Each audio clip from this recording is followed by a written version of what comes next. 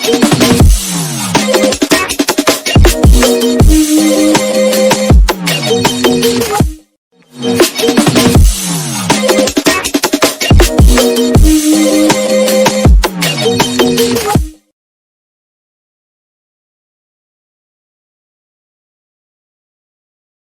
दोस्तों, कैसे हो? आपका स्वागत है त्रिपाण स्टडी सेंटर में। आज जो हम करने जा रहे हैं महादेवी वर्मा का, ठीक है, ये चैप्टर जो है 14 है, ठीक है। ये पोयम है, कविता है, जो कि आपको +2 NIOS बोर्ड के लिए है।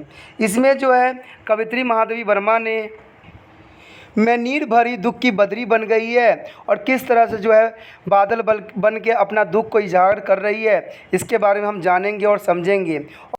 चैप्टर को स्टार्ट करने से पहले एक बात जो मैं हमेशा कहता हूँ, जिसको आपको सोचना भी चाहिए, विचार भी करना चाहिए और अमल भी करना चाहिए, वो ये है कि जब भी वीडियो देखिए पूरा देखिए, क्योंकि अधूरा जानकारी सदैव खतरनाक होता है।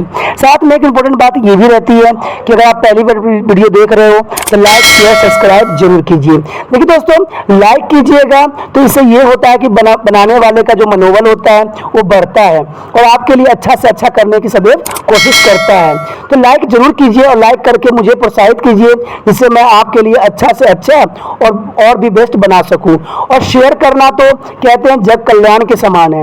अगर आप दूसरे जरूरतमंद बच्चे हैं उनको अगर शेयर करते हैं और उन तक ये वीडियो पहुंचाते हो, तो इससे ये होता है कि अगर उनकी आवश्यकता थी और वो उसी वीडियो की प्रतीक्षा में थे और आपके थ्रू वो मिल गया है, तो वो आपकी शुक्रिया अदा करेंगे और आपको धन्यवाद देंगे और आपको जो है अच्छा भी कहेंगे, ठीक है। और सब्सक्राइब करना इसलिए इम्पोर्टेंट है कि आप वीडियो तब भेजोगे ना अपने दोस्तों के पास जब आपके पास ही पता लगेगा कि वीडियो उनके लिए है। तो सब्सक्राइब करोगे तभी आप तक इसका नोटिफिकेशन जो है मिलेगा और सही समय पर जो है दूसरे बच्चों को भी हेल्प कर पाओगे। दोस्तों, आप सोचते होंगे कि त्रिपाण स्टडी सेंटर जो है सिर्फ वो जो है NIOS बोर्ड के लिए ही वीडियो बनाता है या सिर्फ एक ही क्लास के लिए वीडियो बनाता है।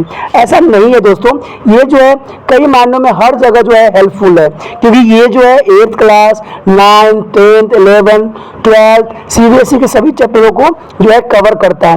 प्लस जो है NIOS बोर्ड 10th हो या +2 हो, सभी सब्जेक्टों को कवर करता है। प्लस जो है ये पंजाब यूनिवर्सिटी के 1st सेमेस्टर से लेके 6th सेमेस्टर तक 8 सब्जेक्टों को जो है कवर करता है। और जो है BA जो है BA के बाद जो है MA है। MA में जिन बच्चों की जो प्रॉब्लम होती है उनको भी सोल्यूशन करने के लिए त्रिपाण स्टडी सेंटर सदैव अग्रसर है। तो कहते हैं इतना हेल्पफुल हो जाने के बाद भी अगर त्रिपाण स्टडी सेंटर को आप सब्सक्राइब नहीं करते हो तो आप दूसरे बच्चों को भी हेल्प नहीं कर पाओगे। तो सोचिए मत, विचार मत कीजिए, अभी त्रिपाण स्टडी सेंटर को सब्सक्राइब कीजिए, लाइक कीजिए, शेयर कीजिए और दोस्तों के साथ इसको व्हाट्सएप स्टेटस पे लगाइए। ठीक है दोस्तों, ये तो था आपके लिए। अब देखते हैं हमारे आज सिलेबस में क्या है। मैं नीर भरी दुख की बदरी महादेवी वर्मा द्वारा चरित्र है। इसमें पहले जो है 3 पैसेज में महादेवी वर्मा ने क्या कहा है देखते हैं।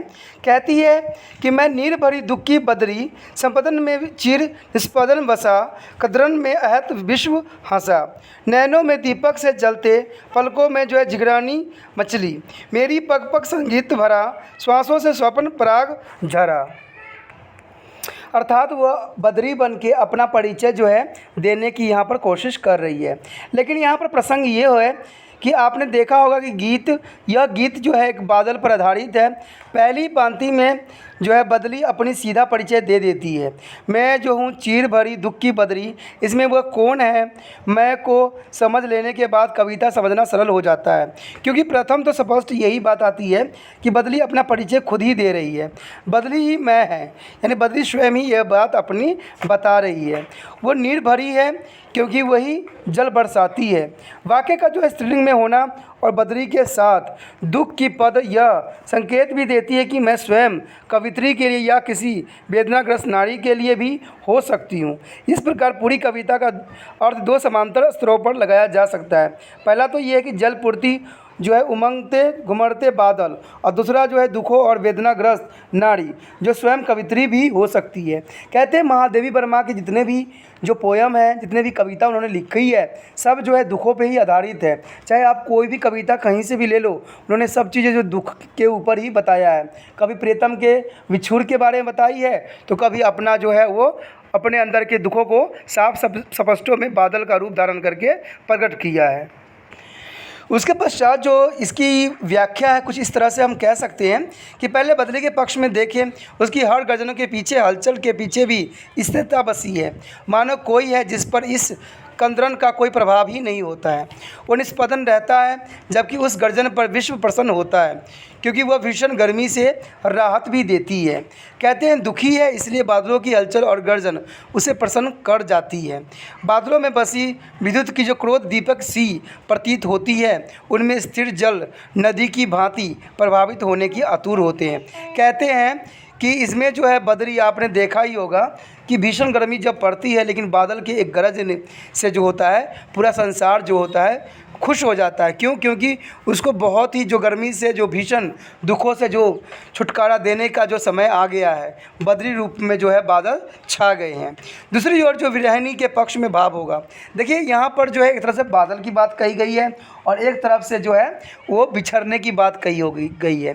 क्योंकि आपको अगर शायद मालूम हो तो महादेवी वर्मा का जो है मैरिज 10 साल में ही हो गया था और उसके बाद वो अपने जो है पति से बिछड़ गए थे और पढ़ने के लिए जो वो कहीं दूर चले गए थे, ठीक है, जिसकी वजह से उनका जो है मुलाकात नहीं हुई, मिलन नहीं हुई। तो ये काफ़ी जो है अपने दुखों को उन्होंने इन्हीं बदरियों के रूप में ही यहाँ पर प्रस्तुत करने की कोशिश किया है।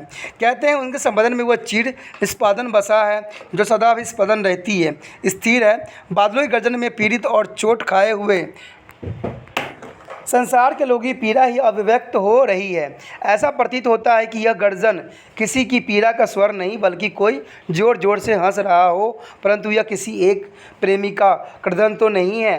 विरहिणी की आंखों में दीपक से जलते रहते हैं। ये दीपक जो है विरहिणी के ही भी हो सकते हैं, यानी अपने प्रियतम से बिछड़ने का भी हो सकता है, आशा के भी, यानी किसी भी रूप का हो सकता है। कहते हैं आंसू उसकी पलकों से नदियों के समान बहने को आतुर है। वह अपनी विरह वेदना को आंसुओं के रूप में प्रभावित करना चाहती है, ठीक वैसे ही जैसे बदली जो है जल बूंद को। भाव स्पष्ट है कि कवित्री कहना चाहती है कि जिस प्रकार बादल पानी से भरी रहती, उसी प्रकार मेरी आंखें भी अश्रुपूर्ण भरे रहती हैं। आगे जो कवित्री कहना चाहती है कि नभ के रंग बुनते दुकुल, छाया में मलयल बयार पली, मैं क्षितिज मुकुटी पर धीरी घुमिल, चिंता भरा बनी अविरल, रज कण पर जल कण हो वर्षी, नव जीवन अंकुर बन निकली, पथ को न मलिन करता आना, पद चिन्ह दे जाता जाना। अर्थात कवित्री ये कहना चाहती है कि नीर भरी बदली अपनी स्थिति का आगे वर्णन कर रही है। मेरे तो कदम कदम पर संगीत है, बिजली की करक, बादलों की गर्जन, जो उसके आने की प्रसन्नता में मानव जगत या पशु जगत की हलचलें ही मानो उसके पग पग का संगीत है। बादलों को उमड़ने के साथ चलने वाली हवा उसकी सांसें हैं, जिससे पराग झड़ता है। उसे कवित्री ने स्वपन पराग कहा है। बादलों के साथ लोगों के सपन जुड़े हुए होते हैं, उनके घूमने पर मानो वहीं सपने से जो है परागण झड़ता रहता है। नव रंगों के युक्ति धनुष आभा ही मानो बादलों के रंग भरे वस्त्र हैं। बादलों की छाया में मलन बयार शीतल सुगंधित पवन आश्रय ग्रहण करती है। जब बादल घुमेर है तो शीतल हवा बहने लगती है। वही कवित्री के शब्दों में मल्यल ब्यार है। वह कहती है कि प्रियतम की स्मृति मुझे मल्यम पर्वत से आने वाली शीतल मद यानी सुगंधित वायु के समान प्रतीत होती है। मैंने साफ ही आपको कहा था कि जो हमारी यहाँ पर महादेवी वर्मा है, वो अपने प्रियतम से जो बिछड़ गई है, उसकी विचरण वो सह नहीं सकी, और उन्होंने ऐसे जो है पोयम लिखा है जिसमें उन्होंने बादल को आश्रय बना के अपने दुखों का जो है यहाँ साफ शब्दों में स्पष्ट करने की कोशिश किया है। आगे कहती है कि धुएं जैसे बादल जब क्षैतिज पर छाते हैं तो कवित्री को लगता है मानो क्षैतिज की भौरे पर चिंता का भार बढ़ गया हो।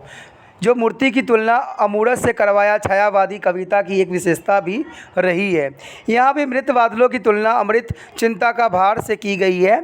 ऐसी कल्पनाएं आपको अत्यंत भी मिलेगी। ऐसी बादल जब रजन कण अर्थात मिट्टी पर बरसती है तो परिणाम क्या होता है, ये तो आपको शायद पता ही होगा। चारों ओर नवजीवन के अंकुर फूट जाते हैं। जो बीज मिट्टी के नीचे दब पड़े थे वे वर्षा की बूंदों के स्पष्ट अंकुरित होने लगते हैं। यह अंकुरण ही जो है नवजीवन नवजीवन के जो है फस्फुटन और बद्री का यह कहना उचित है कि वही रजन के नवजीवन अंकुरन बन कर निकल पड़ती है। यहाँ पर कवित्री साफ शब्दों में ये कहना चाहती है कि जिस प्रकार जो है किसी की यादें जो होती कभी कभी अंकुर बन के फूट जाती है, जिस प्रकार जो है बादल के जब बरसात के बूंद जब जब धरती के अंदर बीज पड़े हुए होते हैं, जब उन पे पड़ते हैं तो अंकुरित होकर वो भी नवजीवन पा लेते हैं और नए पौधे का रूप धारण कर लेते हैं। उसी प्रकार जब किसी प्रियतम के विछोर होती है, जब उसकी याद आती है तो उसके जो है दुख रूपी अंकुर जो होते हैं फूटते हैं और उसके मन में जो है अनुराग चले आते हैं। कहते हैं इस पांति में स्पष्ट बादलों की मुरझरने, बरसने और अंकुरित का कारण बनने की प्रक्रिया और उससे जुड़े प्राकृतिक क्रियाकलापों के सौंदर्य का चित्रण भी कर रही है।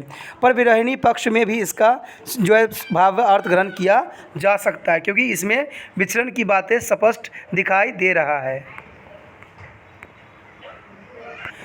आगे महादेवी वर्मा साफ कहती है कि विरहिणी की पदचारों में संगीत भरा पड़ा है, यानी यौवन का रूप का है, उसकी सुगंधित सांसों और उसकी कामनाओं की सूचक है।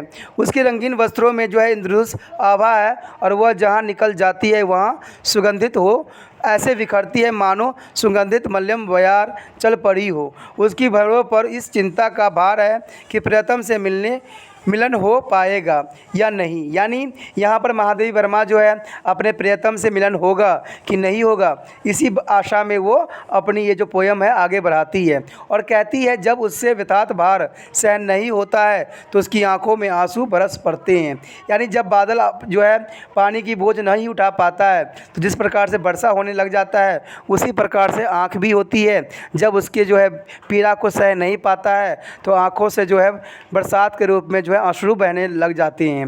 यानी आवेग की जो विवेकता से उसे क्षण भर को शांति मिलती है, उसे लगता है कि नए जीवन के अंकुर फूट पड़े हैं। आंसू बरसकर जो विरहिणी मानो संसार को अपनी वेदना का वितरण कर रही हो और उसे नया जीवन प्रदान करती हो। कवित्री अपनी विरह वेदना को लक्ष्मी शब्दावली द्वारा व्यक्त करती है। यानी महादेवी वर्मा जी जो है अपनी सारी दुख दर्द जो है बादलों के रूप में और उसके गर्जन के रूप में और आंसू के रूप में यहाँ पर जो है अपना भाव को स्पष्ट करने की कोशिश करते हैं और अपने जो है उनके पति से जो जुदाई हुई है, अपने प्रियतम से जुदाई हुई है, उस बारे में उन्होंने साफ और जो है स्पष्ट शब्दों में कहने की कोशिश किया है। आगे जो है कवित्री ने जो है थर्ड जो है लाइनों में कुछ इस तरह से अपना जो है दुख वर्णन करने की कोशिश किया है। कहती है पथ को न मलिन करता आना, पथ चिन्ह दे जाता जाना, सुधीर मेरे आगम की जग में सुख की सिरहना हो अंत खिली, विस्तृत नभ का कोई कोना, मेरा न कभी अपना होना, परिचय इतना इतिहास यही, उमड़ी कल भी मिट आज चली। आगे के पंक्ति में कवि कहना चाहती है कि पूर्व पंक्ति में बद्री ने अपने घुमारों और बरसाने की चर्चा भी की गई है।